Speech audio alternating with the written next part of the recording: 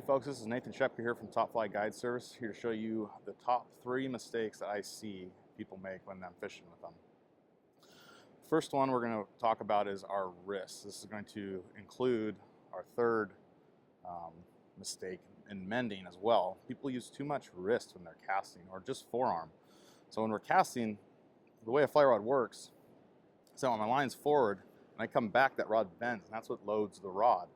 So when I come back and stop, it unloads behind us, and the same thing vice versa. When I go forward, the rod bends backwards, shoots the line forward. So we want to get our shoulder into this to get the rod to load as much as possible. If I just sit here and use my wrist or just my forearm, the rod is only moving this far in the air. The parameters are just my wrist. So when I use my shoulder, the parameters go from here to here.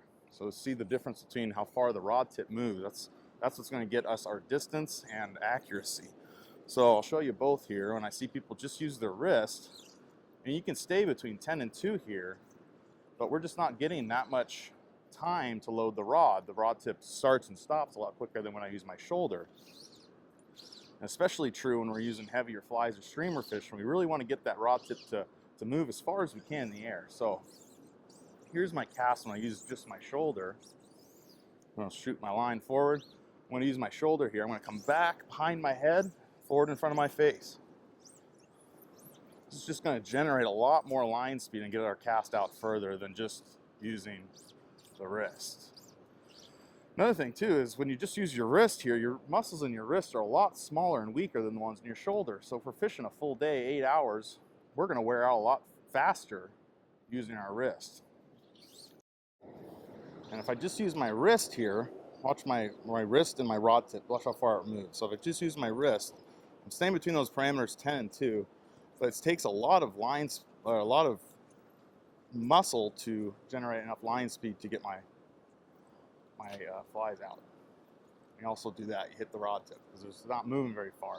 So, I'll watch what happens when I use my whole shoulder, watch how far the rod tip moves. So, first, see my wrist is on a plane.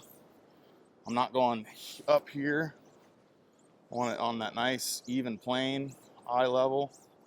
See, a lot of people that come way up here too and make that cast, you're going to wear yourself out. So keep your rod, the cork right at eye level, straight forward, straight behind you. Watch the rod tip. See how much further that rod tip moves in the air and generates a lot more line speed versus this. Especially when using your nymph rigs, those heavy rigs, you're gonna have to turn those over. It takes a lot more line speed, a lot more load time to turn those rigs over. So, and if I just use my wrist here, watch my wrist and my rod tip, watch how far it moves. So if I just use my wrist, I'm staying between those parameters 10 and 2, but it takes a lot of muscle to generate enough line speed to get my flies out. You also do that, you hit the rod tip, because it's not moving very far. So, I'll watch what happens when I use my whole shoulder, watch how far the rod tip moves. So, first, see my wrist is on a plane. I'm not going up here. I want it on that nice even plane, eye level. See, a lot of people that come way up here too and make that cast, you're going to wear yourself out. So, keep your rod, the cork right at eye level, straight forward, straight behind you. Watch the rod tip. See how much further that rod tip moves in the air and generates a lot more line speed versus this. Especially when using your nymph rigs, those heavy rigs, you're gonna have to turn those over. It takes a lot more line speed, a lot more load time to turn those rigs over. So,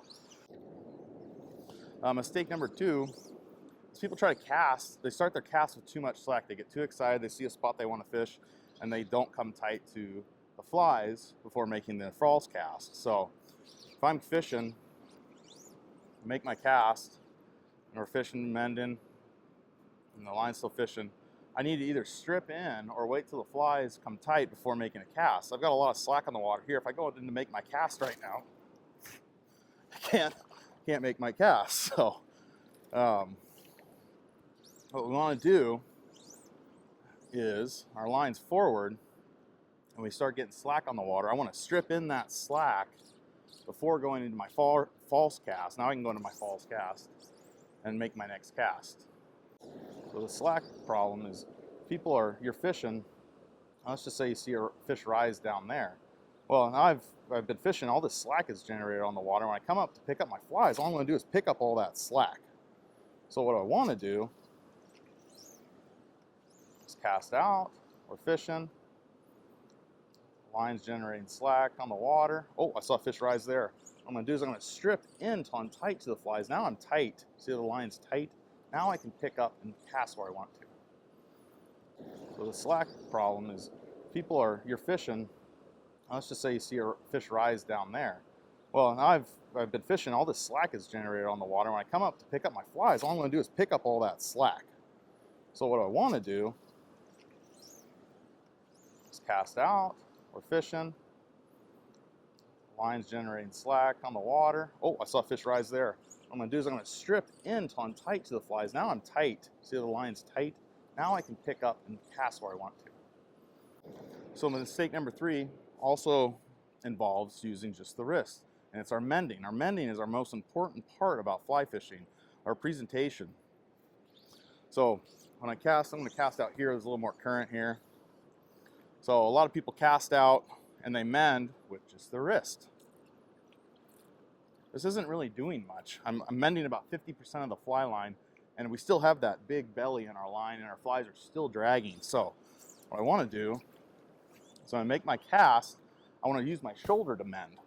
Bring up and over the top. That gets 100% of our fly line upriver. About 90% of the time we want to mend upriver. It gets our line upriver of the flies. That's what we want to see. If you continue watching my video on stack mending, it'll explain how to get your fly line upstream of your flies during a water load cast. With our mends here, same thing with our mends. So if I cast out here, if this is where I'm fishing, I just mend with my wrist. See a lot of this. I'm only mending half the fly line here. That other half is still out there. So what I want to do is mend the entire fly line. So I cast out.